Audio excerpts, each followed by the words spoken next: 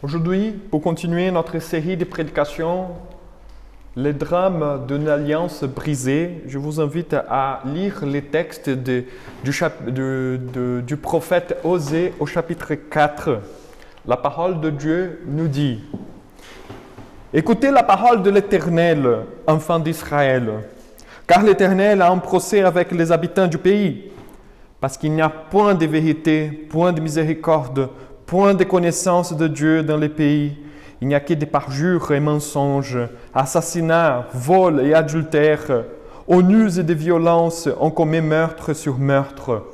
C'est pourquoi le pays sera dans le deuil, tous ceux qui l'habitent seront languissants, et avec eux les bêtes de champs et les oiseaux du ciel. Même les poissons de la mer disparaîtront, mais que nul ne conteste, que nul ne se livre aux reproches. Car ton peuple est comme ceux qui disputent avec les sacrificateurs. Tu tomberas de jour. Le prophète avec toi tombera de nuit. Et je détruirai ta mère. Mon peuple est détruit parce qu'il lui manque la connaissance. Puisque tu as rejeté la connaissance, je te rejetterai et tu seras dépouillé de mon sacerdoce. Puisque tu as oublié la loi de ton Dieu, j'oublierai aussi tes enfants. Plus ils se sont multipliés, plus ils ont péché contre moi. Je changerai leur gloire en ignominie. Ils se repaissent des péchés de mon peuple. Ils sont avides de ses iniquités. Il annoncera du sacrificateur comme du peuple. Je les châtierai selon ses voies. Je lui rendrai selon ses œuvres. Ils mangeront sans se rassasier. Ils se prostitueront sans multiplier, parce qu'ils ont abandonné l'Éternel et ses commandements. La prostitution, les vins et les mous font perdre l'essence. Mon peuple consulte son bois, et c'est son bâton qui lui parle, car l'esprit de prostitution égare. Ils se sont prostitués loin de leur Dieu. Ils sacrifient sur les sommets des montagnes. Ils brûlent de l'encens sur les collines, sur les chênes, les peupliers, le térébinthe, dont l'ombrage est agréable. C'est pourquoi vos filles se prostituent et vos belles filles sont adultères. Je ne punirai pas vos filles parce qu'elles se prostituent, ni vos belles filles parce qu'elles sont adultères. Car eux-mêmes vont à l'écart avec des prostituées et sacrifient avec des femmes débauchées. Le peuple insensé court à sa perte.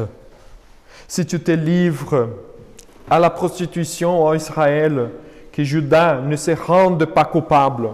N'allez pas à Gigal, ne montez pas à Beth-Aven, et ne jurez pas, l'Éternel est vivant, parce qu'Israël se révolte comme une génisse indomptable. Maintenant, l'Éternel les fera paître comme un agneau dans de vastes plaines. Éphraïm est attaché aux idoles, laissez-le. À peine ont-ils cessé de boire qu'ils les livrent à la prostitution. Leurs chefs sont avides d'ignominie. Le vin les enveloppera de ses ailes, et ils auront honte de leur sacrifice. Amen. Je vous invite à la prière. Notre Dieu, notre Père, nous te rendons grâce, car ton prophète, Seigneur, nous parle aujourd'hui, ce matin. Et Seigneur, nous te demandons humblement que ton Saint-Esprit, qui est le maître de l'Écriture par excellence, vienne à nous aider, afin que nous puissions bien comprendre cette parole. Notre Dieu, notre Père, aie pitié de nous. Aide-nous, Seigneur, à bien vivre la foi chrétienne d'une façon authentique pour la gloire de ton nom. C'est au nom de ton Fils, bien-aimé Jésus-Christ, notre Sauveur et notre Seigneur que nous prions. Amen. Amen. Ce n'est pas facile ces chapitres-là, hein? Je reconnais, c'est un peu dur. Mais on verra exactement ce que le prophète veut dire. Mais tout d'abord, je voudrais vous poser une question très simple, hein, que vous allez retrouver dans la petite feuille. Est-ce que vous avez été déjà oublié? Est-ce que quelqu'un très cher à vous vous a oublié une fois? Moi, j'ai des histoires comme ça. Hein? J'ai été déjà oublié, mis à l'écart plusieurs fois. Donc, c'est dur. Ou est-ce que quelqu'un vous a remplacé? Ce n'est pas très gentil, quelque chose comme ça. Mais vous voyez, ce n'est pas une question d'amour. C'est une question encore beaucoup plus fondamentale qui manque, c'est le respect. Vous voyez? Aimer quelqu'un, et il semble toujours quelque chose qui va un peu au-delà. Mais le respect, c'est quelque chose de beaucoup plus basique. Aimer toujours nous demande quelque chose. Aimer une personne, on aime. Mais on n'aime pas tout le monde de la même manière. Mais le respect, c'est quelque chose de fondamental à toutes les personnes. Et quand quelqu'un nous oublie, la chose qui blesse, c'est justement ce manque de respect, de considération. C'est l'indifférence. Comme diraient les poètes français, Michel Becot,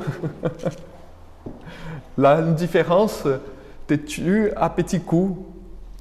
Donc, c'est l'indifférence qui est dans ces soustraits quand nous sommes oubliés.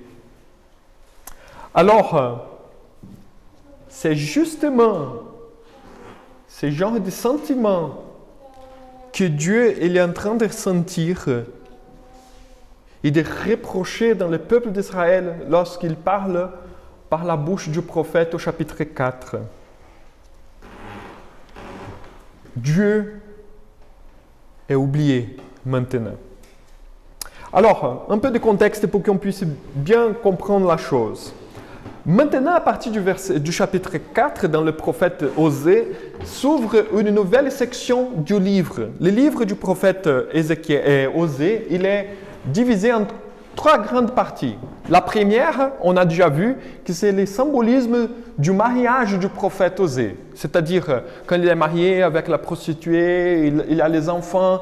Du chapitre 1 jusqu'au chapitre 3, les prophètes, ils servent de symbolisme pour la relation corrompue entre Dieu et Israël.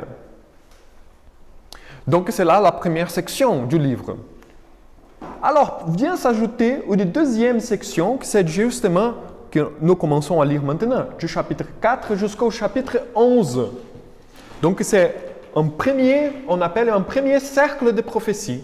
Donc, les prophètes, il va faire un cercle de prophétie du chapitre 4 jusqu'au chapitre 11 pour déployer les thèmes déjà traités dans les chapitres 1 au chapitre 3. Donc maintenant, à partir du chapitre 4 au chapitre 11, le prophète Osée va expliquer au peuple d'Israël où ils sont vraiment tombés. Dans la première partie, c'est un symbole, un symbolisme employé pour représentation, pour donner l'image de la chose. Mais maintenant, le prophète va expliquer pourquoi le jugement de l'Éternel vient sur le peuple. C'est le premier cercle de prophétie. Il y aura, à la fin du chapitre 12 jusqu'au chapitre 14, un second cercle de prophétie, justement pour traiter un peu plus de cette réconciliation, de cette restitution, cet rétablissement de la relation avec le peuple de Dieu, que nous avons déjà vu un peu dans les chapitres 1 au chapitre 3. Donc, ce sont 3 parties. Les mariages, 1 à 3, 4 à 11, le premier cercle de prophétie, 12 à 14, le second cercle de prophétie. Et donc, c'est par ces grandes divisions que nous devons comprendre le message maintenant. Donc, le chapitre 4 entame une série de prophéties qui composent ce cercle, justement des jugements contre le peuple d'Israël. Il va expliquer qu'est-ce qui se passe avec avec Dieu et avec Israël. Donc, je vous avoue que c'est un peu lourd, les prochains chapitres. Ces chapitres d'aujourd'hui et les prochains chapitres seront lourds. Mais, comme je vous avais dit tout au début de cette série de prédications, les prophéties, les prophètes demandent toujours un peu de patience pour qu'on puisse voir exactement comment la grâce et la miséricorde vont triompher à la fin. Ce premier cercle de prophéties que nous allons voir maintenant se conduira vers la condamnation d'Israël. Donc c'est lourd, c'est difficile. Vraiment, c'est quelque chose de difficile de comprendre. Mais Dieu va montrer exactement où Israël est tombé. Ce n'est pas au hasard s'il va entamer cette série de prophéties maintenant avec une phrase très importante à bien tenir. Écoutez enfin d'Israël. C'est le premier verset du chapitre 4. Parce que les prophètes, il y a une cible. Ils parlent maintenant directement au peuple d'Israël. Dans le chapitre 5, on verra qu'il va se tourner vers les sacrificateurs et les rois. Donc, les prophéties, ils ont une cible spécifique. Maintenant, aujourd'hui, les prophètes se tournent vers le peuple d'Israël. Israël est convoqué auprès de la cour divine maintenant à faire sa défense, plaider, faire son plaidoyer d'innocence. Mais Dieu va exposer justement tous les crimes qu'ils ont faits. Car ils n'ont pas accompli les stipulations de l'Alliance. Le chapitre 4 dresse une liste avec tous les crimes, les péchés commis selon l'Alliance établie en Deutéronome, chapitre 28, du chapitre 28 au chapitre 33. Ce n'est pas par hasard qu'il dit, c'est meurtre sur le meurtre, il n'y a que vol, il n'y a que mensonge, il n'y a que d'adultère, il n'y a que prostitution, il y a ceci, il y a cela. Parce que ce sont tous les crimes que Dieu a dit à Israël. Ne commettez pas. Évitez ce genre de choses. Maintenant, le prophète est en train de dire, vous avez tout commis. Vous avez tout fait ce qu'il ne fallait pas. Nous voyons que les 10 commandements sont entièrement ignorés. Si vous vous rappelez de notre partie du culte ici, du catéchisme, nous avons parlé de 10 commandements. Israël a complètement ignoré les 10 commandements. Une vie avec Dieu complètement mise à côté par Israël. Le peuple pêche, non seulement dans sa façon d'agir, mais aussi par son omission. En sachant ce qu'il faut faire, il préfère ne pas faire. Vous voyez? Par omission, il pêche. Il pêche par action.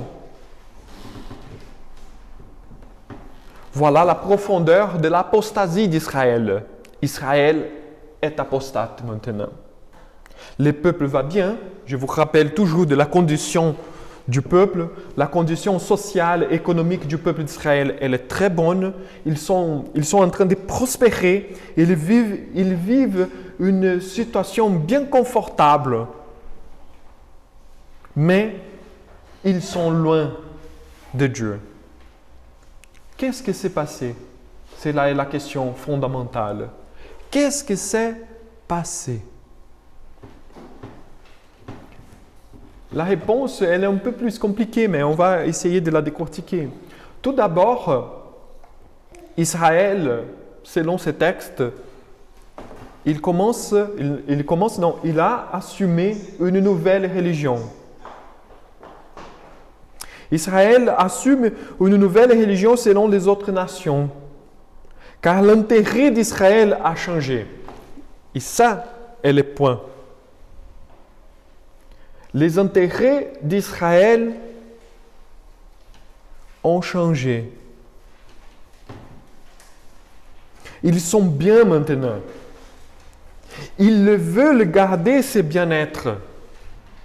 Mais pour garder ce bien-être, il faut assumer une autre religion. celle du Dieu d'Israël qui s'est révélé au temps de Moïse, ne supporte pas ce genre de vie qu'ils sont en train de mener maintenant. C'est pourquoi ils sont plus à l'aise avec les faux dieux. Néanmoins, il y a un prix à payer. Vous avez déjà remarqué, si nous regardons l'Ancien Testament, dans son intégralité, les peuples, les nations, les autres nations sont toujours fidèles à leur Dieu, n'est-ce pas? Ils sont bien. Nous ne voyons pas des autres nations venir à Israël pour adopter, pour assumer la religion d'Israël. Par contre, le contraire est vrai. Toujours Israël cherche dans les autres nations la religion de ces nations-là. Israël se détourne toujours de Dieu. Mais le peuple, les autres nations ne se détournent pas de leur Dieu. C'est-à-dire, les autres nations sont plus cohérentes dans leur façon de croire, dans leur religion, qu'Israël. Israël est toujours en train de se prostituer, dit la parole. Mais pourquoi? Qu'est-ce qui se passe dans ce monde religieux de l'Ancien Testament? C'est parce que les autres nations, la religion des autres nations, était toujours une religion de convenance. Les religions des autres nations sont des religions qui font plaisir aux gens qui font partie de cette nation. Par contre, la religion d'Israël est une religion donnée. Ce n'est pas une religion de convenance. Les messages de Moïse, quand Moïse apporte les commandements, quand Moïse délivre le peuple, quand Moïse donne toutes les institutions à Israël, ce n'est pas une religion, ce n'est pas une institution de convenance. C'est quelque chose de donné, révélé, qui vient de l'extérieur vers l'intérieur pour Israël. Israël n'était jamais façonné à la révélation divine. Ils ont du mal à accepter les principes de Dieu pour leur vie. Par contre, les autres religions, non. Les autres religions, on fait comme on veut. Tout est permis. Dans les autres religions, on fait selon nos intérêts personnels. Et c'est pourquoi Israël aimait ces religions-là. Tout au long de l'histoire d'Israël, Israël va se détourner vers les autres religions parce qu'ils veulent se rassasier eux-mêmes selon leur propre manière et non selon la manière que Dieu les propose. C'est là la différence. Vous voyez? Donc, maintenant qu'ils ont un état de bien-être, qu'ils sont bien confortables, ce n'est pas la religion de Dieu qui se révèle qui donne cela, mais simplement le fait qu'ils se lancent à suivre les mêmes intérêts, les mêmes préceptes des autres religions, des autres peuples. Et ils font une sorte d'amalgame entre la vraie religion et la religion des autres nations. C'est pourquoi Israël va assumer une nouvelle religion, hybride, mélangée. C'était toujours le drame d'Israël. Depuis le roi Saül, vous vous rappelez? Le roi de Saül, ce n'était pas pour avoir un roi. Israël n'était pas un peuple pour avoir un roi parce que Dieu est le roi. C'est pourquoi Israël était gouverné soit par un médiateur, c'est-à-dire Moïse, par un grand leader, mais jamais un roi, ou par des juges. Mais à un moment donné, le peuple a dit, on veut un roi pour nous selon les autres peuples. Donc Dieu a donné un roi selon les autres peuples. Le lâche Saül. Jusqu'au moment que Saül était tellement corrompu, parce que Saül symbolisait justement les désirs pécheurs du peuple d'Israël, jusqu'au moment que les choses ne marchaient plus.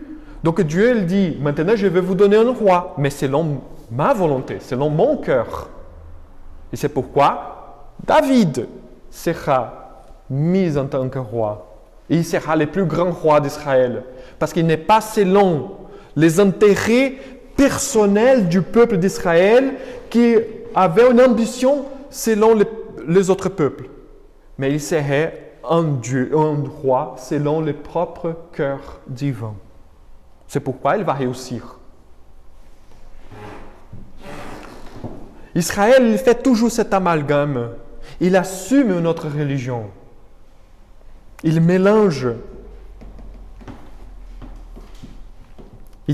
Mais, comme je vous ai dit, il y a un prix à payer pour avoir tout cela. Ce n'est pas gratuit. Changer de religion, ce n'est pas gratuit. Il y a un prix. Quel est le prix? C'est que la démarche a été faite. Il faut remplacer l'ancienne religion, remplacer la vraie religion par une autre. Le problème du remplacement, mes frères et sœurs, de la religion pure par une autre est que l'ancienne religion qui a formé la société d'Israël sera oubliée. Donc, à partir du moment qu'Israël commence à assumer certains éléments de l'autre religion, des autres religions, je ne suis pas en train de dire qu'ils vont basculer complètement la religion de Moïse, la religion d'Israël. Ils vont basculer tout, absolument tout. Non, ils ne sont pas en train de faire cela. Ils sont en train simplement de faire des amalgames. Selon leur propre convenance. Mais quand ils commencent à faire cela, ils sont en train de remplacer.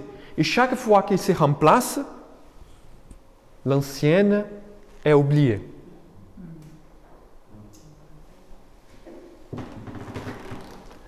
Dieu est en train d'être oublié parmi son propre peuple. C'est comme une femme qui oublie l'anniversaire de son mari. Vous vous rendez compte? Ou comme ça, un mari qui oublie l'anniversaire de sa femme. Là, c'est plus grave encore. Là, c'est plus grave. Là, c'est la peine de mort. Hein? C'est pourquoi j'ai mis toujours dans mon portable. Il me rappelle.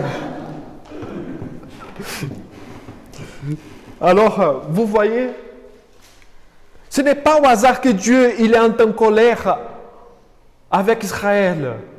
Ce n'est pas au hasard que ce chapitre 4 il est très lourd. Israël est en train d'oublier son bien-aimé, son plaisir, son trésor. La chose la plus importante pour Israël, c'est Dieu.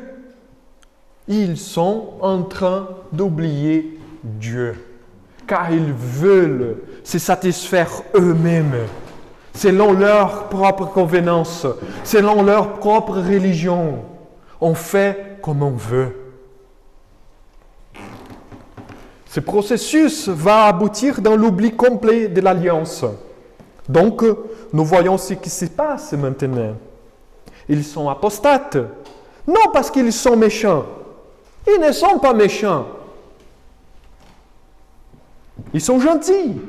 Au moins superficiellement. Ils sont de bonnes personnes. Ils sont de bons gens. Mais ils ont oublié l'alliance. Ils ont oublié la loi. Ils ont oublié Dieu. Puisqu'ils ont oublié la loi, ils ont dû faire autrement. Et cet autrement est la corruption de l'alliance. Israël avait oublié, mes frères et sœurs, Dieu. Et ils ont remis à la place des autres dieux selon les autres nations, selon leur propre convenance. Le peuple agissait comme il voulait. De cette manière, les nouveaux intérêts d'Israël sont établis. C'est-à-dire avoir ce bien-être social qu'ils sont en train de jouir, avoir de l'argent, de prospérer ses mains. Néanmoins, pour que ces nouveaux intérêts soient bien établis, il faut aussi établir les moyens d'atteindre ces intérêts.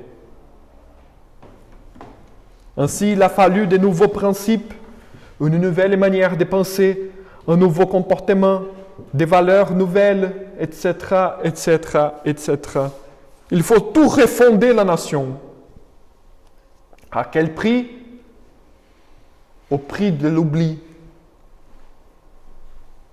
Il faut oublier Dieu. Il faut les mettre à côté.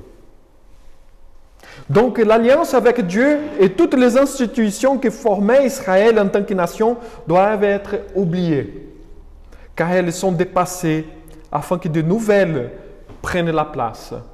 Vous voyez, les changements dans la vie, il est bon, mais ni tous les changements sont bons. Et dans ce cas, Israël est en train de faire une mise à jour dans la nation. Mais cette mise à jour n'est pas la bonne. La connaissance de Dieu est perdue par le remplacement de la religion. Voici la raison de l'avènement du ministère du prophète Osée. Il a dû d'un prophète apparaître quelqu'un de la part de Dieu capable de rappeler les gens qui sont dans une mauvaise voie, car ils ne se rendent ni même pas compte de leur situation. Les rois ne gouvernent plus selon la loi, selon la parole de Dieu. Et les sacrificateurs qui étaient les responsables pour enseigner et de garder l'alliance ne le font plus. Ne le font plus. Vous voyez les niveaux de la corruption d'Israël. Et cela, on verra plus attentivement la semaine prochaine, quand le prophète se tourne vers les sacrificateurs, on verra d'une façon plus attentive les rôles des institutions en Israël. Car les sacrificateurs, les temples, c'est l'institution la plus importante en Israël, et plus importante même que les rois. Donc le fait que les sacrificateurs sont là, mais ils ne sont pas en train de fonctionner correctement, c'est la perdition de la nation entièrement. Les rois ne gouvernent plus selon la parole et les sacrificateurs ne font plus leur travail. Alors, quel est l'intérêt pour nous aujourd'hui de ces messages? C'est justement que les mêmes se reproduisent aujourd'hui. Exactement le même. Le même. Le prophète Osée, il est très pertinent pour nos jours. La même réalité se voit dans notre vie aujourd'hui. Les gens ne savent plus ce qu'est le christianisme, moins encore l'évangile. Si on arrête les gens à la rue, ils ne savent plus. Les gens ont perdu même la signification de Noël et de Pâques. Noël, que c'est cadeau, et Pâques, il n'y a que les chocolats. Nous ne rappelons plus que c'est la naissance de Jésus-Christ, sa mort et résurrection. On a perdu les repères complètement. Notre société a fait exactement la même chose que les prophètes Osée. En faisant un amalgame de l'ancien christianisme qu'il y avait ici, avec tous les intérêts personnels d'aujourd'hui, on a créé une religion de convenance. Une religion qui vient justement à nous satisfaire, à nous rassasier. On a abandonné l'alliance. On a remplacé les dieux 3 fois saints par l'argent, par les plaisirs, par ce bien-être social que nous vivons, que nous jouons. C'est bon, ce n'est pas de mauvaises choses. Mais nous sommes complètement dominés par ce genre de choses maintenant. Notre vie est complètement cadrée d'une telle façon qu'il faut suivre le système. Et nous ne pouvons pas faire autrement. Car les autres dieux, mes frères et sœurs, toujours demandent l'assujettissement. Il n'y a que les vrais dieux, notre Dieu, qui nous donne la liberté de servir. Malheureusement, je vais vous dire encore malheureusement, une partie de la faute, c'est à nous, les chrétiens. c'est à nous. Car au lieu d'apprendre l'Évangile à nos enfants, nous avons laissé faire par une excuse humaniste. À savoir, nous ne pouvons pas imposer notre religion à nos enfants. Ou nous les laissons comme ça pour qu'ils prennent leurs propres décisions après. Ou qu'ils puissent choisir par eux-mêmes, comme si le christianisme, comme si la religion, comme si l'évangile, c'était simplement une affaire de choix, de liberté de choisir. Et non, pas du tout. Si nous n'apprenons pas à nos enfants la foi depuis qu'ils sont petits, la culture, la société et surtout les gouvernements vont s'occuper de le faire. Il n'existe pas de vide dans notre vie. S'il manque une chose, quelque autre chose prendra la place. Si nous n'entretenons pas la foi avec l'enseignement de la parole pure et simple, quelque chose va rentrer là et va prendre la place. Ce n'est pas au hasard si nous n'avons plus le temps de lire la Bible, ni même de prier dans notre journée. Il y a toujours quelque chose de plus important à faire. C'est une fausse liberté, n'est pas transmettre la parole de Dieu à nos enfants en pensant que de cette manière, ils pourront choisir librement. Il n'existe pas, mes frères et sœurs, liberté dans l'ignorance. Il n'existe pas de liberté dans l'ignorance. Et le même est valable pour nous aujourd'hui dans notre vie personnelle. Nous, lorsque nous ne faisons pas attention à l'enseignement de la parole de Dieu et nous nous laissons conduire par les idées de ce monde, nous oublions petit à petit qui est Dieu vraiment. Le remplacement est en cours. C'est pourquoi je vous rappelle toujours la lecture journalière de la parole, la prédication, les études bibliques sont très importants dans notre vie de foi. Une lecture, je vous pose la question pour réfléchir. Quels étaient les derniers livres chrétiens que nous avons lus?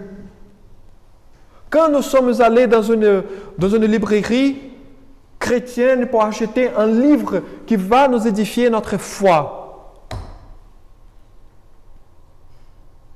Vous voyez, lire la Bible est très important. La foi vient justement pour écouter la parole de Dieu. C'est bien aussi d'écouter les gens qui sont plus mûrs dans la foi, qui puissent nous aider à mieux comprendre cette parole. Nous lisons tout et n'importe quoi aujourd'hui, sauf les choses concernantes au royaume de Dieu, qui viennent à nous aider à mieux comprendre notre foi chrétienne. Vous voyez, le remplacement est en cours. Et il s'est fait petit à petit. Le diable qui emploie des moyens pour nous détourner, il a la patience. Il n'a pas besoin que les choses arrivent tout de suite dans cette génération. Il peut attendre une deuxième, une troisième, une quatrième génération. Combien de familles qu'on connaît, les grands-pères étaient chrétiens, les pères il est devenu chrétien, mais commencer à être un chrétien comme ci, comme ça, après les enfants ne sont plus de chrétiens. Vous voyez? C'est comme ça que se passe, c'est petit à petit. C'est pourquoi c'est un effort de chacun de nous, à tout instant, lire la parole, essayer de comprendre la parole. Pourquoi? Pour que je puisse avoir la clarté d'appliquer cette parole dans ma vie, de corriger les fausses compréhensions que j'ai dans ma tête. Parce que nous sommes bombardés, surtout aujourd'hui, d'informations. On parle beaucoup aujourd'hui de fake news. Les notices ce ne sont pas vraies. Nous sommes bombardés tous les temps sans arrêt. Et on retient tout cela. Et cela se mélange avec l'Évangile. Et cela change notre compréhension. Le remplacement est en cours. C'est pourquoi la lecture la journalière, je vous dis toujours, lire la Bible tous les jours, prier tous les jours, participer des études quand c'est possible, c'est important, justement pour qu'on puisse vraiment nous nourrir. Non seulement qu'ils nourrissent notre foi, mais aussi en comprenant mieux les Écritures, nous sommes plus solides et nous sommes plus sensibles à ce qui se passe autour de nous. C'est-à-dire, nous sommes plus sages pour comprendre les moyens employés par l'ennemi pour nous affaiblir. Car l'ennemi n'arrête pas de nous attaquer. Aucune minute. On pense qu'il est bien, il est tranquille là, que nous sommes en train de vivre une vie bonne. Mais toujours il y a une ruse. Au même temps, en comprenant mieux la parole de Dieu, on devient plus sage pour reconnaître la façon selon laquelle le Seigneur est en train de nous conduire dans cette vie. La même chose qui s'est passée avec Israël, que le prophète Osée vient de démontrer, se passe avec nous. Après, on ne peut pas se plaindre qu'il y a trop de violence, il y a trop de corruption. La vie n'a pas la même valeur. Mais bien sûr, nous sommes en train d'anéantir la chose la plus essentielle qui donne du sens pour la vie, qui est justement la foi chrétienne. En guise de conclusion déjà de cette prédication, sans doute le verset le plus connu et plus remarquable est le verset 6 qu'on connaît par cœur, qui dit « Mon peuple est détruit parce qu'il lui manque la connaissance. Puisque tu as rejeté la connaissance, je te rejetterai, et tu seras dépouillé de mon sacerdoce, parce que tu as oublié la loi de ton Dieu. J'oublierai aussi tes enfants. » La connaissance ici n'est pas la connaissance d'une façon générale, la connaissance de Dieu ici.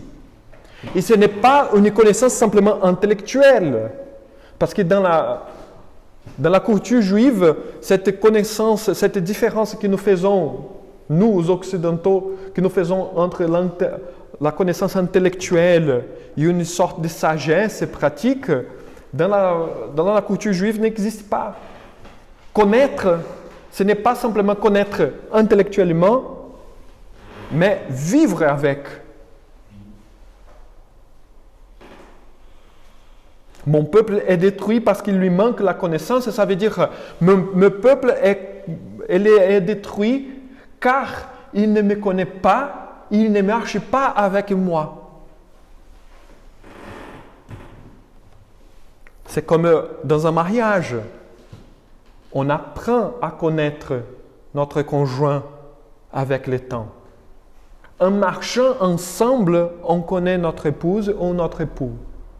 Comme dans une amitié, on ne connaît pas les gens tout de suite. On apprend à connaître au fur et à mesure de cette amitié. Vous voyez?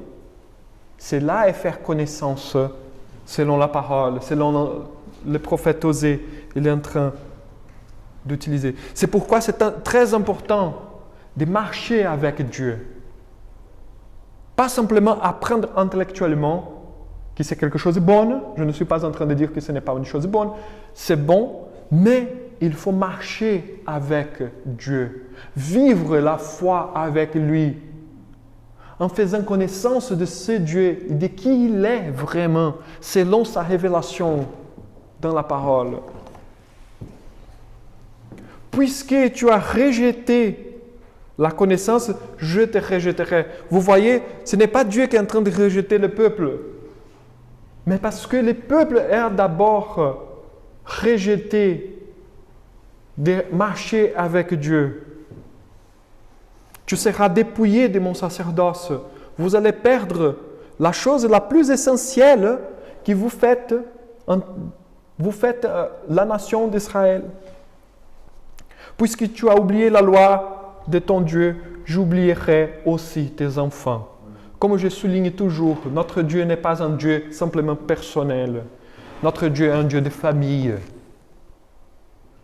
Notre Dieu est un Dieu de famille. Ils ont oublié la loi de Dieu. Il n'y a plus de transmission. Les enfants ne seront pas bénis par la parole de Dieu. Automatiquement, le Seigneur va oublier ses enfants. Quand nous nous lançons à connaître à Dieu, mes frères et sœurs, nous retrouvons une véritable source de bonheur. Et cette source de bonheur va rejaillir au-delà de nous-mêmes. On pense normalement que le salut est pour nous simplement. Mais les implications d'avoir une vie avec Dieu vont rejaillir même sur les autres personnes. Si Dieu dit qu'il refuserait Israël car ils ont méprisé l'opportunité de faire connaissance de Dieu, Dieu oublierait même les enfants d'Israël. C'est-à-dire l'alliance sera entièrement coupée. Il n'y aura plus de transmission. La famille sera perdue. Certes, le contraire est aussi vrai. À savoir, si nous cherchons à connaître Dieu, si nous nous appliquons à marcher avec lui, cela devient une bénédiction à notre entourage, à tel point que cette connaissance passe d'une génération à l'autre. Quand nous cherchons Dieu, il n'y a que nous qui sommes bénis. Cette bénédiction s'éteint même aux générations suivantes, grâce à l'influence bienfaisante de l'Évangile vécu d'une façon authentique. Donc quand nous sommes en train de vivre l'Évangile vraiment, quand nous faisons confiance, quand nous faisons connaissance de Dieu, en marchant avec lui, il n'y a que nous qui sommes bénis, mais aussi tous ceux qui sont autour de nous, même nos enfants. Cela est une chose à prendre en considération, très sérieusement. Car il ne s'agit pas simplement de nous. L'espoir, l'espérance éternelle, il s'agit des autres personnes qui ont contact avec nous aussi. C'est là est l'importance et la puissance de l'Évangile. Et le prophète Osée, il est en train de dire, vous êtes en train de mépriser même les bénédictions pour les autres. Vous ne pensez qu'à vous-même. Car si vous penserez aux autres, vous serez fidèles à moi. Mais vous ne pensez pas qu'à vous-même. Et là se pose la conclusion de notre prédication. Et notre vie de foi. Pensons-nous à nous-mêmes? Est-ce que nous pensons aux autres? Est-ce que notre amour, est-ce que l'espérance, est-ce que la foi, elle a rejailli de notre vie vers les autres personnes? C'est là la puissance de l'Évangile, car il ne transforme que les gens, qu'une seule personne, mais il transforme tous ceux qui touchent. Le problème est quand nous mélangeons l'Évangile avec des autres idées, des fausses idées, c'est justement qu'il perd ce pouvoir-là de transformation. Il ne devient que des bons conseils. Il ne devient que des perles de sagesse, comme des autres choses qu'il y a dans ce monde. L'Évangile n'est pas simplement une sagesse. L'Évangile est la transformation, le salut de Dieu pour ce monde pervers. Je vous invite à la prière. Notre Dieu, notre Père, nous te rendons grâce. Car ta parole, elle est là aujourd'hui et nous pouvons la lire, nous pouvons l'étudier, nous pouvons, Seigneur, nous attacher et nous pouvons faire connaissance de toi à travers elle. Notre Dieu, notre Père, donne-nous, Seigneur, un cœur plus disposé à te chercher, à te connaître et à vivre plutôt à toi qui est pour nous-mêmes. Notre Dieu, notre Père, aide-nous, Seigneur, à ne pas tomber dans les mêmes erreurs qu'Israël est tombé. Aide-nous, Seigneur, à vivre de telle façon notre foi qu'elle puisse rejaillir vers les autres personnes. Notre Dieu, notre Père, aide-nous afin que nous puissions te glorifier à chaque instant. C'est au nom de ton Fils bien-aimé Jésus-Christ que nous prions. Amen.